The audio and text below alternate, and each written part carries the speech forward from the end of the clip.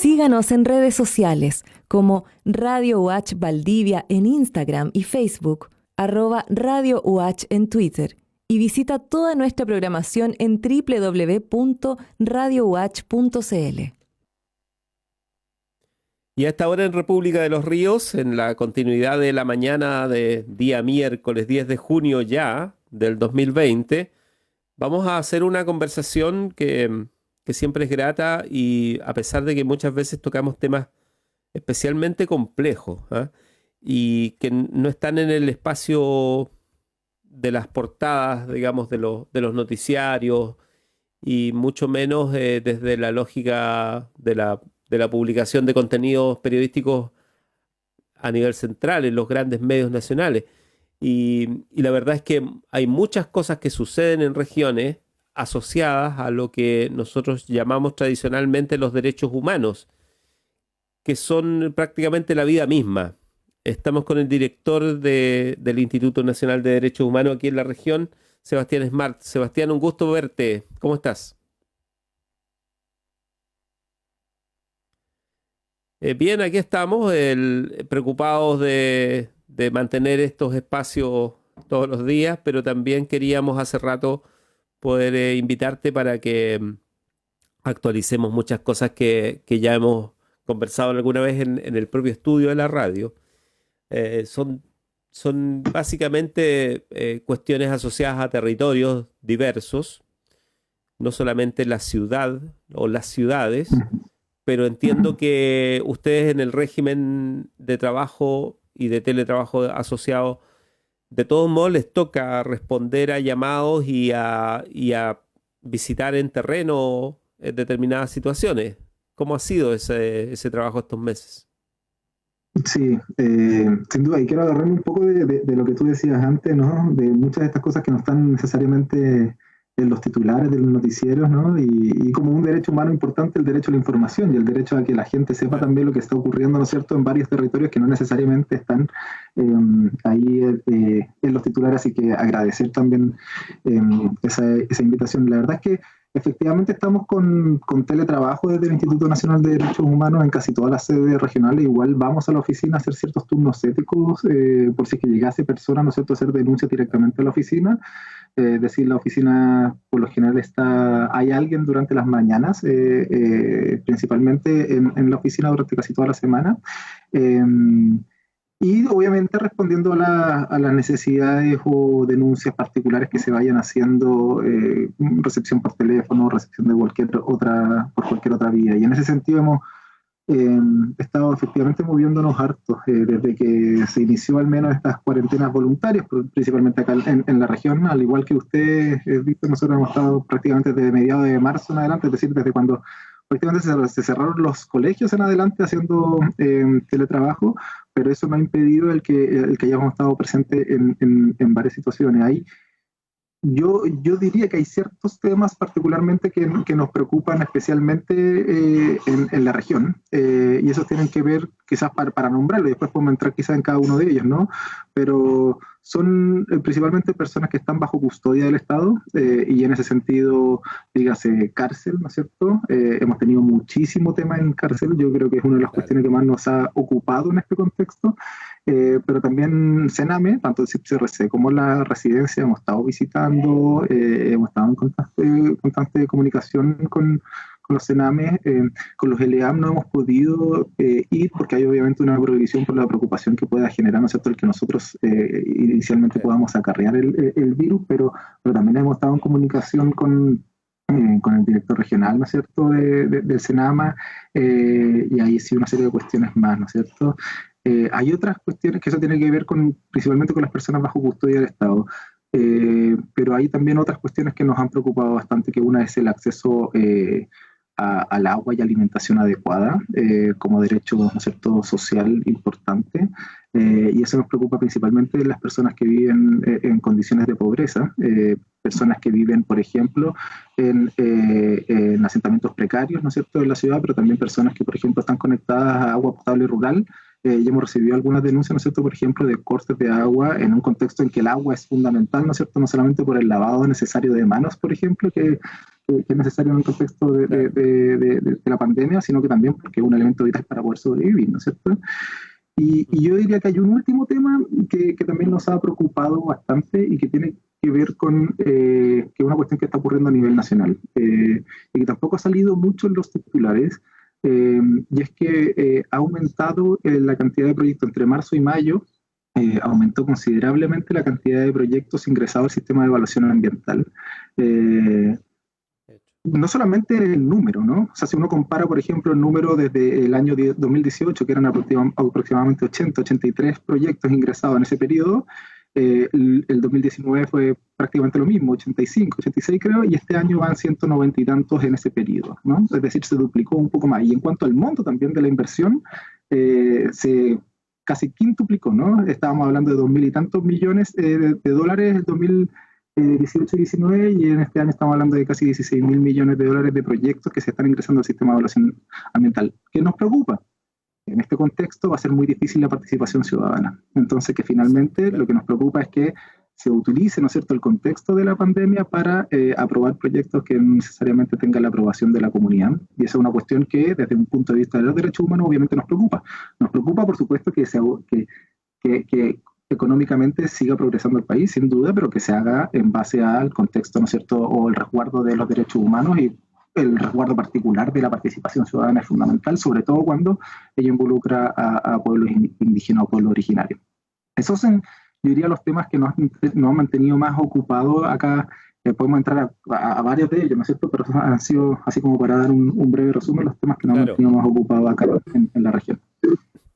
¿Algún proyecto en especial que les hayan convocado a conocer? En cuanto a lo de impacto ambiental, ¿te refieres? ¿De impacto ambiental?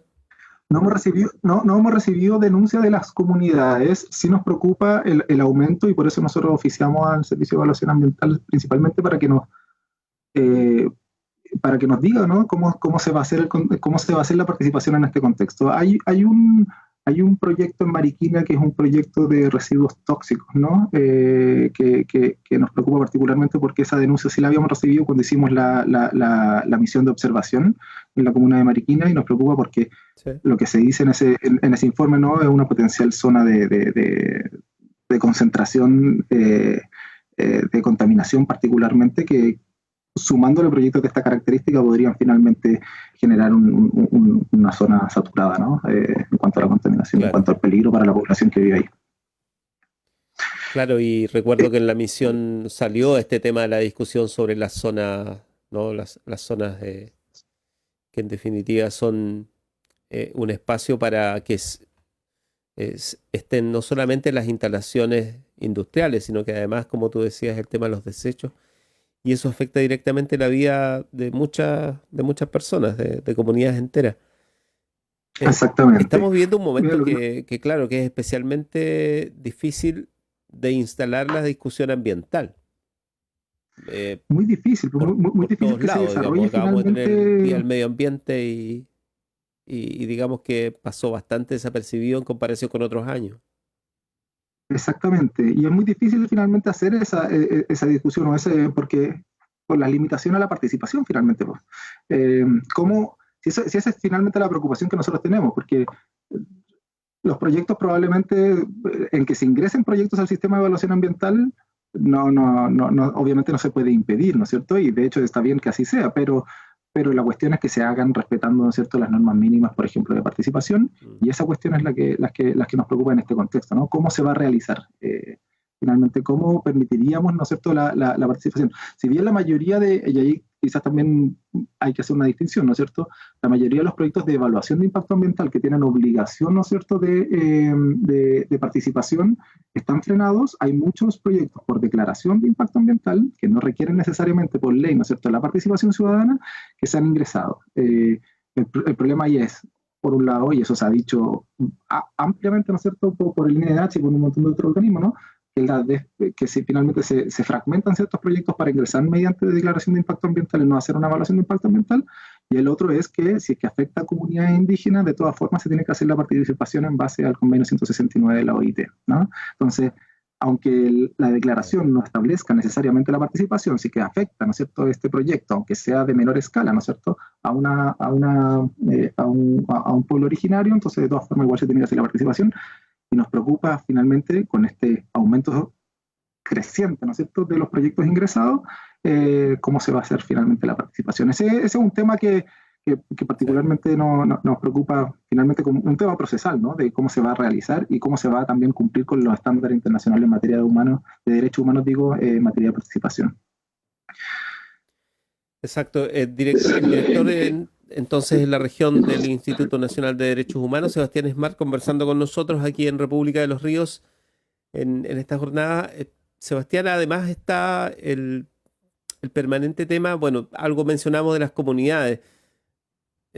Hace pocos días la muerte de un huerquén nos trajo de nuevo la triste realidad de que no ha cambiado necesariamente el estatus de la situación de las comunidades en torno al control policial, a la sensación además de peligro permanente, constante de las propias comunidades, de las propias familias.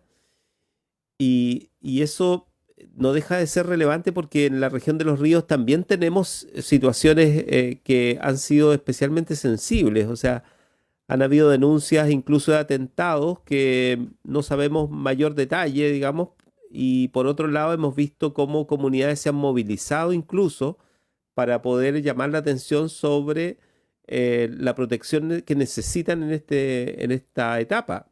En zonas, por ejemplo, turísticas como la zona de Choshuenco o Panguipulli en general, ¿no? Una comuna turística por excelencia, que ven llegar gente o Futrón o qué sé yo, o sea, gente que tiene lugares de descanso, entre comillas, allí, y que viaja, y ahí ha habido una tensión entre comunidad y movilidad asociada más bien al ocio, al disfrute y en tiempos de pandemia, digamos, ¿no? No sé si ustedes han Claro, recibido algo de denuncia por ahí o se han informado de eso. nosotros no hemos recibido denuncia particular de alguien, pero lo que sí se ha hecho un llamado, ¿no es cierto?, desde el INDH a nivel nacional es que eh, acá el Estado es el que tiene que resguardar finalmente, ¿no es cierto?, los derechos humanos de las personas que habitan en el territorio nacional, ¿no?, sean estos chilenos o extranjeros que habitan en el territorio nacional. Y lamentablemente en ciertos casos, por mucho resguardo que se pueda haber tomado el Estado, ¿no es cierto?, en ciertos casos, como los que tú mencionas, ¿no es cierto?, hay personas que no cumplen, ¿no es cierto?, con las barreras sanitarias impuestas, por ejemplo, por el Estado, y han sido las propias comunidades las que han tenido que instalar, ¿no es cierto?, sus propias barreras sanitarias, ¿no es cierto?, básicamente toma de caminos para que la gente no ingrese, Sí. y eso ocurrió mucho, sobre todo al principio, ¿no es cierto?, para que no ingrese a los territorios. Eso sin duda que es un deber del Estado, es un deber del Estado el garantizar la salud de la población, y si es que eso conlleva, ¿no es cierto?, una limitación a otro derecho, como es el derecho al libre desplazamiento, y que de hecho eso lo vemos, ¿no es cierto?, durante el toque de queda, que es justamente la justificación para poder limitar un derecho humano, ¿no?, como el derecho al libre desplazamiento, es porque es proporcional para evitar, ¿no es cierto?, potencialmente una potencial afectación a la salud de la población, ¿no es cierto? Ese es finalmente el argumento definitivo que hace que podamos restringir, en este caso, el derecho a la libre circulación. Y en este caso parece fundamental que el Estado chileno, ¿no es cierto?, ponga control sobre ese traslado. Yo sé de acciones que ha realizado el Estado chileno, pero pareciera ser que no han sido suficientes, sobre todo en ciertos territorios donde las comunidades han tenido que salir a generar sus propias barreras sanitarias, sus propias barreras de control. Y en el tema de los traslados particularmente, hay una cierta dicotomía, por lo menos cuando uno lo ve en tema de cárcel, ¿no es cierto? Uno ve, ¿no es cierto?, una limitación por parte del Estado hacia los traslados a otros territorios, pero finalmente lo que hemos visto es traslados incluso masivos, ¿no es cierto?, al complejo penitenciario de Yancahue, de personas que no necesariamente han sido controladas en cuanto a los síntomas que tienen por potencial contagio, ¿no es cierto?, cuando han sido trasladados desde otros recintos penitenciarios del país hacia Valdivia. Y eso es una cuestión que definitivamente nos preocupa un montón, porque por un lado se pueden establecer todas las barreras sanitarias que uno estime pertinentes, ¿no es cierto?, por ejemplo, para que estas personas no lleguen digamos, personas que tienen segunda vivienda en ciertos lugares turísticos no lleguen a esos lugares, pero finalmente si es el propio Estado el que está trasladando a personas, ¿no es cierto?, que habitan cárcel, hacia Valdivia con contagios, cuestión que ya ocurrió, ¿no? Ocurrió el 10 de mayo, donde en un traslado de 19 personas desde Santiago hacia la cárcel de Valdivia, al menos 2 de ellos venían con síntomas y no se les había hecho, ¿no es cierto?, el test de PCR antes de salir de Santiago, y obviamente contagiaron a las personas que venían en el bus con ellos. Entonces las 17 personas que llegaron ese día, ¿no es cierto?, efectivamente están contagiadas, ¿no? Un aumento muy importante para la cantidad de casos de contagios que tenemos en la región. Entonces, ese tipo de resguardos son cuestiones muy importantes que a nosotros nos han tenido muy ocupados y preocupados también, ¿no? Ahí tuvimos una audiencia de cautela de garantía la semana pasada ante el juzgado de garantía, donde básicamente solicitamos, entre otras cosas, que uno, los traslados que se hagan, porque inevitablemente se van a seguir haciendo traslados, aunque uno no lo quiera, con todos los incumplimientos y con la legalidad porque la cárcel de Valdivia todavía tiene 1.100 internos y tiene capacidad para 1.700, mientras que hay cárceles en otros lugares del país que están muy hacinadas. Entonces, inevitablemente se van, y esto obviamente se tiene que cumplir con cierta legalidad, ¿no es cierto?, pero inevitablemente se van a hacer traslados. Ahora, estos traslados, lo que nosotros solicitamos es que si que se hagan con las medidas humanitarias y sanitarias necesarias, ¿no?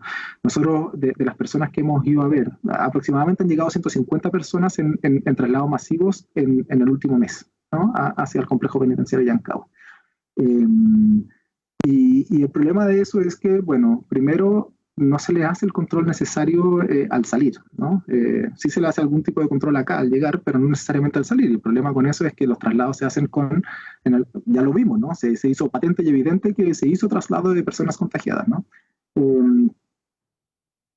Eso es uno, pero lo otro también es las medidas humanitarias, ¿no? Muchas veces se les traslada sin dar aviso a las familias, se les traslada realmente con lo opuesto, ¿no? Desde cárceles, por ejemplo, bastante más calurosas, por así decirlo, ¿no?, que la de Valdivia. Claro. Cuando alguien te traslada de Colina para acá solamente con una polera, con lo opuesto realmente, y llegas para acá a una cárcel húmeda y fría como la de Valdivia, es impresentable que no tengas con qué vestirte, ¿no?, finalmente.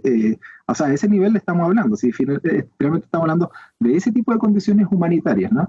Y para las familias es muy difícil enviarle encomienda en este contexto, ¿sí? Es muy difícil trasladarse para traer la encomienda, por ejemplo, desde Santiago o desde Colina a Valdivia, para que por lo menos tenga un abrigo para estar en la cárcel, ¿no?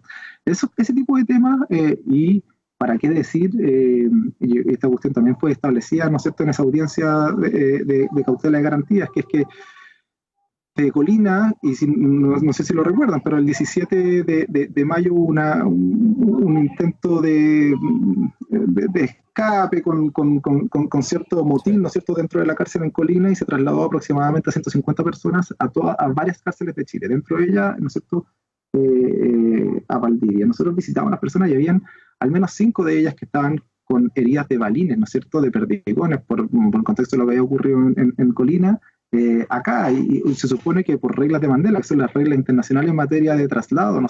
En materia de personas privadas de libertad, no se puede trasladar a alguien herido, ¿no? Y acá estaban trasladados con heridas de perdigones, sin ninguna medida sanitaria, con muy pocas medidas humanitarias. Entonces, ahí en el tema de los movimientos, ¿no?, de las personas, y para cerrar un poco este tema, ¿no?, estos movimientos de las personas, tenemos por un lado que efectivamente se tiene que evitar los movimientos, sobre todo hacia ciertas comunidades turísticas, pero por otro lado el Estado también debe procurar, ¿no es cierto?, evitar los traslados de personas, ¿no es cierto?, en condición de privación de libertad, sobre todo cuando lo hacen en condiciones humanitarias y sanitarias no suficientes. ¿Y en ese caso es Gendarmería la que tiene que asegurar esas condiciones? Sí, básicamente lo que dice el juez de garantía de acá de Valdivia, y le habla directamente al director nacional de Gendarmería, ¿no es cierto?, porque ellos son los que toman la decisión administrativa.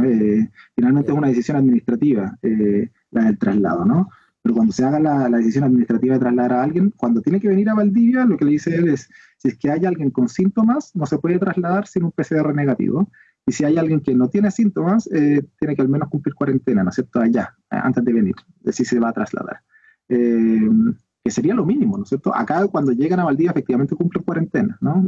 Cuando llegan a la cárcel de Valdivia. Es por eso que no ha habido brotes de contagio todavía en la cárcel, pero igual hicimos una visita el sábado pasado con el Departamento de Derechos Humanos del Colegio Médico, porque Yo puedo conocer los protocolos o la ley, ¿no es cierto? Pero es muy difícil para mí, en términos epidemiológicos, saber efectivamente dónde están los potenciales, ¿no es cierto?, espacios Claro. donde se podría efectivamente contagiar al resto de la población penal. Entonces, fuimos a hacer una visita extensa, aproximadamente 5 o 6 horas, con el colegio médico, justamente para hacer una evaluación y un informe de dónde podrían estar aquellos espacios, ¿no es cierto?, digamos, donde se podría generar mayor contagio dentro de la cárcel. Es decir, una cuestión que nos ha Eso, preocupado muchísimo y hemos estado en eso lo constante hicieron con comunicación con Gendarmería. lo hicieron con el ¿Sí? Colegio Médico Regional. Regional, sí. Hay un departamento de derechos humanos del Colegio Médico Regional que se creó el año pasado y con ellos hicimos esta visita y estamos a la espera del informe que ellos van a realizar, porque justamente lo que busca ese informe es poder mejorar, ¿no es cierto?, los protocolos dentro del complejo penitenciario Yancagua en particular, sin hablar siquiera del tema de los traslados, que el tema de los traslados ya fue definido judicialmente que no se pueden hacer sin los test PCR negativos en caso de que hayan síntomas. Sebastián Smart, director del INDH aquí en la región. Sebastián, se ha hablado a propósito de los cambios institucionales que se están haciendo en el Parlamento, pero también por lo que significa el tema en sí mismo de la situación de los niños, especialmente en los centros Sename. Mm. ¿Qué han tenido de eso en términos de demanda, digamos, para poder fiscalizar, para poder conocer, entender qué está pasando también? Porque ahí hay una preocupación que ya está dicho y probado o sostenido en hechos, que cada vez que uno deja de mirar hacia allá, algo pasa, ¿no? Exactamente, sí. Nosotros hemos, de marzo a la fecha, hecho visitas introspectivas, ¿no es cierto?, a al menos 3 centros de Sename acá en la región. Ya. En particular, no quiero nombrarlos para no, Sí, claro. no, pero ahí hemos hablado tanto con niños, niñas, adolescentes, como con los directores, ¿no es cierto?, de cada uno de estos centros, justamente para ver qué es lo que está ocurriendo. Y hay una cuestión que nos preocupa y que lo hemos hablado y de lo cual todos están muy conscientes, ¿no? Pero es que las residencias, muchas de estas residencias están pensadas no estamos hablando del CIPCRC, ¿no es cierto?, que es más de protección, ¿no? Estamos hablando de la residencia donde los niños, las niñas, básicamente salen normalmente a hacer su vida normal fuera de la residencia y vuelven a la residencia, es decir, van a la escuela, van al colegio, ¿no es cierto?, y vuelven a la residencia después de la tarde. Entonces, muchas del espacio físico de la residencia no aguanta, ¿no es cierto?, los niveles de Están encierro que preparados. estamos viviendo. Entonces, es una bomba de tiempo finalmente el que o hayan escapes de la residencia que ya han ocurrido, ¿no es cierto? Es decir, que niños, niñas y adolescentes se vayan de la residencia, ¿no es cierto?, a otros lugares, ¿no es cierto? O que finalmente se generen, ojalá, que no ocurra, ¿no es cierto?, aquello, pero que se generen condiciones más graves. Hay que entender que muchos de los niños, niñas y adolescentes tienen problemas psiquiátricos importantes los que están en la residencia, ¿no es cierto? Algunos incluso con intentos suicidas, y eso son psiquiátricamente hablados, ¿no es cierto? Entonces, estos niveles de encierro no colaboran, obviamente, para la situación psiquiátrica, y hay que ver ahí en el fondo evaluar la mejor forma, ¿no es cierto? Yo entiendo que la Seremia de Salud, por ejemplo, haya dicho que no hayan ni visitas a los cenames, ni que tampoco hayan salidas, Sí. por una cuestión obvia, ¿no es cierto?, del contagio. Pero también creo que hay que ver el tema de salud mental dentro de las residencias, porque tanto los directores de las residencias que hemos visitado, como los propios niños, niñas y adolescentes, nos han manifestado que esto es una bomba de tiempo, ¿no? Y esa es una situación que nos preocupa muchísimo, que nosotros elaboramos un informe también de las visitas que hemos realizado, se enviaron a nivel central, que están elaborando un informe a nivel nacional de la situación del Sename. Es decir, en todas las regiones del país se han hecho visitas de este tipo y acá no hemos estado exentos de aquello. Afortunadamente no hemos recibido denuncias como sí ha ocurrido, por ejemplo, en otras regiones, ¿no es cierto? Y eso sí ha salido, ¿no es cierto?, en los noticieros, de denuncias, por ejemplo, de abusos o denuncias particulares, ¿no es cierto?, de algún tipo de, por ejemplo, abuso sexual o de abuso por parte de las personas que están Claro.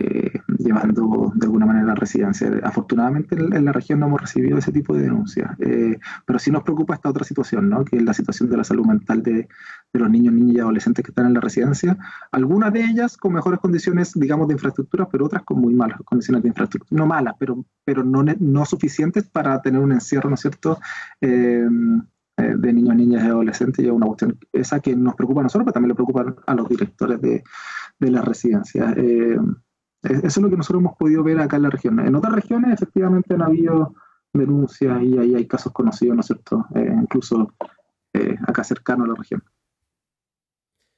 Sí, claro, y eso es preocupante porque no vamos a salir de este sistema de trabajo y de relaciones en los próximos meses muy rápido, y va a ser lento el proceso de adecuación de los nuevos estándares de relación. Y lo primero que se ve afectado es precisamente esto del otro como alguien que no es una amenaza, digamos. Entonces es inevitable que se produzca esta relación que es una relación perversa entre la incertidumbre propia y la condición social de relación con los vecinos, con los demás, especialmente en situación, por ejemplo, de privación de libertad o de situación especial en el caso de los niños, o por ejemplo el tema de la violencia intrafamiliar. O sea, hasta dónde nosotros estamos preparados institucionalmente, porque de eso estamos conversando, ¿no?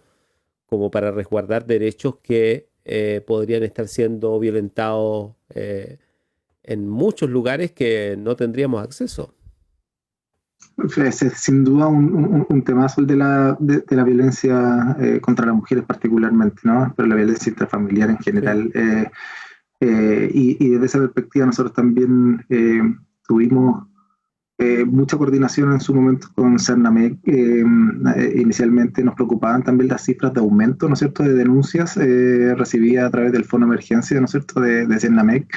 Le pedimos básicamente esa información a Carabineros de Chile, porque son Carabineros, entre Carabineros, Fiscalía y Cernamec son los que finalmente reciben, ¿no es cierto?, las denuncias de este tipo. Claro. Y efectivamente hay un aumento comparado al año pasado, ¿no es cierto?, y es una cuestión que obviamente preocupa bastante.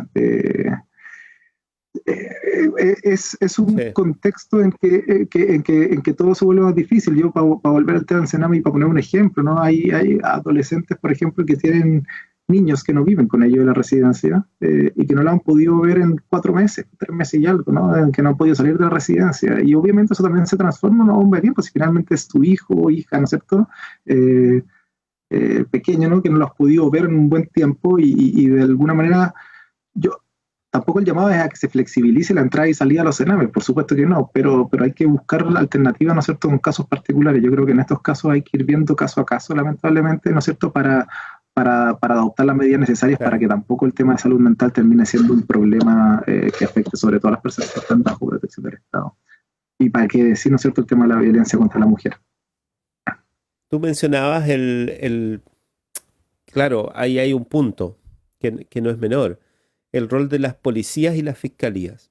O sea, la producción de la denuncia, ¿no? El circuito de producción de la denuncia, para decirlo en ese lenguaje, no es automático.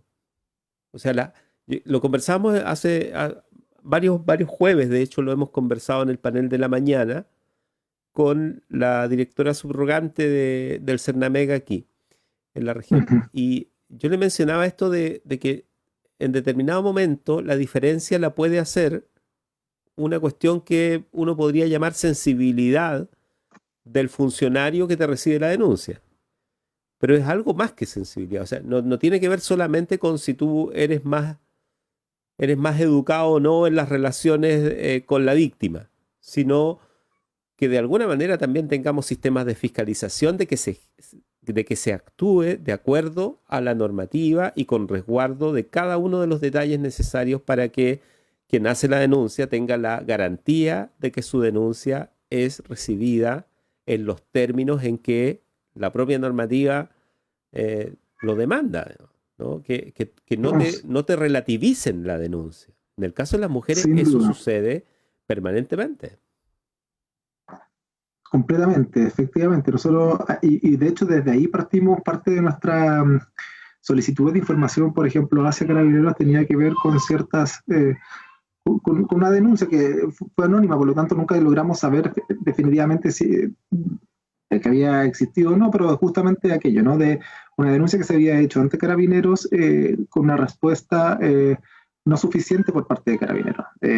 No suficiente en términos de efectivamente derivar a las instancias pertinentes, ¿no es cierto?, la situación. Como digo, lamentablemente, como fue anónima, no pudimos avanzar más nosotros en esa denuncia en particular, pero obviamente que es una cuestión que el Estado debe resguardar, y aquí no importa la persona que está detrás del teléfono, ¿no? No importa si el carabinero tiene más o menor sensibilidad frente a una situación particular. Cuando se hace una denuncia, sea esta o no creíble, si es que quieres decirlo así, en los términos de la persona que está detrás del teléfono, se tienen que cumplir los protocolos establecidos, ¿no es cierto?, claro, que son básicamente generar la denuncia y establecer, ¿no es cierto?, las medidas de resguardo y protección necesarias, porque si vamos a estar finalmente con el funcionario detrás del teléfono que dice, no, si es que a esta persona no le creo porque no es suficientemente real su relato, finalmente lo que estamos dejando de lado, ¿no es cierto?, es la protección de la persona, que muchas veces está en un nivel de protección tal, ¿no es cierto?, que no necesariamente puede generar un relato suficiente. A nosotros, no particularmente en el caso de la violencia contra la mujer, porque no somos el canal, como es una cuestión privada, no somos el canal, digamos, al que nos llegan a nosotros las denuncias, pero nos llegan un montón de denuncias que nosotros las tenemos que canalizar de todas formas, ¿no? Porque finalmente, sea o no cierto, por ejemplo, que si alguien me dice, mira, tengo para ponerlo en el contexto del 18 de octubre, ¿no?, tengo una herida que fue propiciada por Carabineros, yo esa denuncia, lo primero que tengo que hacer es, si recibo eso, es decirle a la fiscalía, mira, yo recibí esta denuncia, ¿no es cierto?, y después investigar para ver si es que la certeza de aquello, ¿no? Pero yo no puedo dejar, ¿no es cierto?, de creerle a la persona que me está llamando por el teléfono para presentar una denuncia, y luego, ¿no es cierto?, veremos las acciones legales que nosotros podremos interponer una vez que investiguemos, ¿no es cierto?, y sepamos con mayor evidencia, pero los canales tienen que estar abiertos para la protección, sobre todo de personas que están en un nivel de desprotección mayor, ¿no es cierto?, y en ese caso no puede ser que la excusa sea, no, es que tal persona tiene mayor o menor sensibilidad frente a estos temas. No puede ser, porque el Estado tiene que responder sin importar la persona que esté detrás. Y los canales, creo yo, se tienen que mejorar un montón, pero están. Y algunas veces funcionan bastante rápido, diría yo. Funcionan bastante bien. Pero en otros casos, efectivamente, como tú señalas, pareciera ser, ¿no?, que dependiendo de la voluntad, quizás, de la persona que está detrás del teléfono, puede ser que ello no sea igual de rápido o eficiente como en otros casos. Claro, y incluso en términos presenciales lo que nos han comentado es que esto también se verifica. O sea, en términos presenciales la denuncia hecha en Carabineros necesita del otro lado una respuesta formal y diligente, ¿no? Y eso no siempre es así. Y ahí cabe el rol del Estado al final, digamos, ¿no?, y sus instituciones. Al final eso también es una cuestión relevante, digamos, y por eso es muy difícil. Nosotros no tenemos una institucionalidad muy compleja al respecto. Es cosa de ver lo que pasa con las ministras, de hecho, o sea, cómo estos cambios son por otro tipo de razones, no precisamente porque haya una sofisticación en el proceso de tratamiento de la temática de la mujer en general en el país y en nuestras instituciones. Y ahí quizá, yo no sé cómo es en otros lugares, en otros países, pero me da la impresión de que hay que sofisticar un poco más el sistema institucional nuestro. O sea, de que los derechos humanos, como ustedes lo trabajan, sea permeado en otras instituciones a través de equipos especializados también. O sea, que no es que haya un INDH por cada ministerio, pero ¿por qué no un equipo, digamos, especializado en la dinámica y en el entendimiento de los derechos humanos, de que detrás de un acto, por mínimo que sea, puede estar una forma de discriminación? Completamente. Ahí el llamado, aprovechando, ¿no es cierto?, esta instancia, el llamado a las auditores a las auditoras y los auditores que están escuchando, ¿no es cierto?, es que en aquellos casos en que reciban cierto grado de discriminación o reciban, ¿no es cierto?, una mala respuesta por parte de un funcionario público en particular, sobre todo cuando se trata de estos casos tan graves, ¿no es cierto?, de denuncias, por ejemplo, de violencia, ahí es donde sí el IRDH se puede involucrar, ¿ya? En ese sentido, hacer un llamado también a que en aquellos casos en que el circuito, ¿no es cierto?, de denuncia no funcione bien, se haga la denuncia ante el Instituto Nacional de Derechos Humanos, porque nosotros tenemos competencias no solamente en cuanto a la capacitación, es decir, a la promoción, sino que también en cuanto a la protección, ¿no es cierto?, de los derechos humanos, es decir, entablar las acciones judiciales correspondientes para que el circuito efectivamente funcione, ¿no? Así que es un llamado. Y efectivamente yo creo que debiese tender, ¿no es cierto?, el Instituto Nacional de Derechos Humanos, obviamente con los recursos suficientes y necesarios, a especializarse, ¿no? Yo siempre he sido de la idea de tratar de no desperdigar tanto la institucionalidad de derechos humanos, porque finalmente lo que se hace finalmente con eso es perder poder, ¿no es cierto?, de la fiscalización en materia de derechos humanos. Pero sin duda que si un Estado responsable, ¿no es cierto?, en materia de derechos humanos le preocupara estos temas, se invertiría mayores recursos, ¿no es cierto?, en un Instituto Nacional de Derechos Humanos o en una organización que esté, no sé, colabore con el Instituto Nacional de Derechos Humanos u otro, para poder resguardar, ¿no es cierto?, y supervigilar que los circuitos estén funcionando de buena manera. Completamente de acuerdo. Sebastián, hay otra cosa que te quería aprovechar de plantear, que yo he estado viendo la cuestión, bueno, en otros países latinoamericanos en especial, el tema de la alimentación es bien sensible. Y de hecho aquí hay ya, yo no sé cuántas van, pero hay un buen número de ollas comunes en Valdivia, pero de hecho hay ollas comunes en comunas. Sí. Está pasando ese fenómeno. De hecho, en estos días, de hecho, creo que fue esta semana, se hizo una reunión en que la gente vinculada a la autoridad sanitaria, a la Seremia de Salud, que trabaja temas de alimentación, se preocupó de invitar y de contactarse directamente con la gente que hace las ollas comunes, porque ahí podrían haber un montón de problemas, digamos, desde el punto de vista del tratamiento de los alimentos, del procesamiento de un plato de comida al final, ¿no?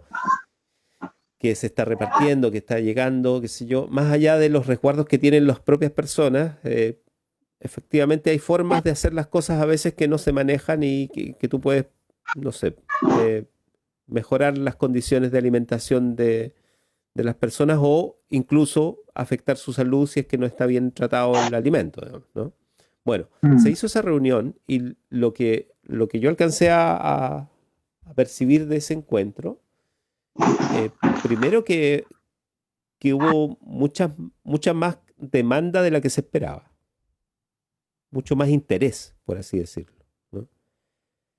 Entonces, claro, una cosa es el ejercicio de la relación técnica de la institución, pero otra cosa es que debe ser por algo que la gente que además hace una olla común, además se da el tiempo para poder averiguar si es que cómo puede mejorar la situación. ¿Será porque lo que están viendo es un fenómeno social en que esto no va a bajar ni va a resolverse rápido? Entonces me parece que hay algo que no se ha dimensionado muy claramente, que en otros países ya está siendo un tema, que es el tema de la desnutrición y que es la cuestión del acceso al alimento, digamos, ¿no? O sea, yo sé que hay formas de organización que ya están planteándose el autoabastecimiento o la solidaridad en el abastecimiento, en definitiva. Pero, en general, cuando no tienes eso, lo que estás recibiendo es una ayuda esporádica o específica en el día, que con el transcurso del tiempo se puede agravar porque no tenemos certeza de cómo se van a producir las cosas de aquí a un mes, 2 meses más, en pleno invierno, digamos, ¿no? Entonces, me parece que ahí en el tema de la alimentación hay otra cuestión, ¿no? Sin duda, y probablemente, digo yo, se extienda más de 1 o 2 meses, ¿no? Y el tema, para ponerlo en forma cruda, ¿no?, del hambre, es un tema que obviamente preocupa y preocupa, como dices tú, se está hablando en otros países. Yo acá lo que no he visto mucho es la discusión finalmente, ¿no es cierto?, respecto, o esta falsa dicotomía, por ejemplo, entre salud y economía, ¿no? Que señalan, no, bueno, nosotros lo que tenemos que hacer es, por un lado, resguardar la salud, pero con eso obviamente se va a afectar la economía y por lo tanto se van a afectar derechos, ¿no es cierto?, económicos y sociales, ¿no? Se va a afectar el derecho a la alimentación, se va a afectar una serie de otros derechos, ¿no? Y la recomendación que se ha hecho, por lo menos desde organismos internacionales en materia de derechos humanos, es que el Estado en este momento, sobre todo estados como el chileno, ¿no es cierto?, que tienen capacidad, por ejemplo, de endeudamiento en este momento, solventen o al menos aseguren, ¿no es cierto?, ciertos estándares mínimos, tanto de vivienda, por ejemplo, como de alimentación, para poder sobrevivir en la crisis, ¿no? Y ojalá que con aquello, ¿no es cierto?, una vez terminada la pandemia, ¿no?, una vez que pase la pandemia, estos sistemas de protección, ¿no es cierto?, social se mantengan, pero no podemos depender finalmente de la voluntad, por muy buena que ella sea, ¿no es cierto?, pero no se puede depender de la voluntad finalmente de distintas organizaciones de la sociedad civil, que es muy bien que así sea, ¿no es cierto?, pero no se puede depender de aquella voluntad para solventar un derecho humano mínimo como es el derecho a la alimentación adecuada, ¿no es cierto? Ahí es el Estado, ¿no? Desde una perspectiva de derechos humanos, ahí es el Estado donde tiene que estar, ¿no es cierto?, para cumplir con esas condiciones mínimas, ¿no?, para garantizar esas condiciones mínimas. Y por eso, ¿no?, las recomendaciones de montones de organismos, ¿no es cierto?, internacionales en materia de derechos humanos. No estamos hablando de organizaciones de la sociedad civil de derechos humanos, sino que estamos hablando de Naciones Unidas, ¿no?, ante las cuales el Estado chileno tiene que responder. Finalmente, han dicho que en este momento lo que se debe hacer al menos es resguardar obviamente la salud, pero para aquello también se tienen que resguardar ciertas cuestiones sociales, ¿no es cierto? Y lo mínimo de aquello, ¿no es cierto?, es al menos asegurar una alimentación adecuada y una vivienda adecuada en este contexto, sin el cual no se puede finalmente hacer una cuarentena, ¿no?, y resguardar la salud. Entonces creo que yo esa discusión la he visto poco, sí la he visto obviamente a nivel legislativo, cuando la oposición principalmente ha solicitado un bono que permita, ¿no es cierto?, el acceso sobre al menos la línea de la pobreza, ¿no es cierto?, un ingreso que permita estar sobre la línea de la pobreza, eh, pero esto no debería ser una discusión que fuera incluso más a largo plazo, ¿no? ¿Puede el Estado o debiese el Estado asegurar, ¿no es cierto?, que todas las personas vivan sobre la línea de la pobreza? Bueno, desde una perspectiva de derechos humanos sí, ¿no? Y ahí el Estado tendrá que ser ingenioso, ¿no es cierto?, para ver cómo quizás en este momento se endeuda, si finalmente los estados se endeudan, ¿no? Es cosa de ver lo que pasó en Alemania ayer. Alemania era de los países que menos se endeudaba a nivel internacional y ayer pidió un crédito gigantesco, ¿no es cierto?, de endeudamiento para asegurar justamente esto, los derechos sociales de su población, ¿no? Y ahí yo creo que es donde el Estado tiene el Estado en general, ¿no? No solamente el Ejecutivo, el Estado en general, estamos hablando también del Legislativo, ponerse los pantalones, ¿no es cierto?, desde una perspectiva de derechos humanos y asegurar estos estándares mínimos. Sí, bueno, ahí hay, yo veía en Argentina, como lo mencioné hoy temprano en el programa, que en Argentina acaban de pasar al sistema público la mayor cerealera del país.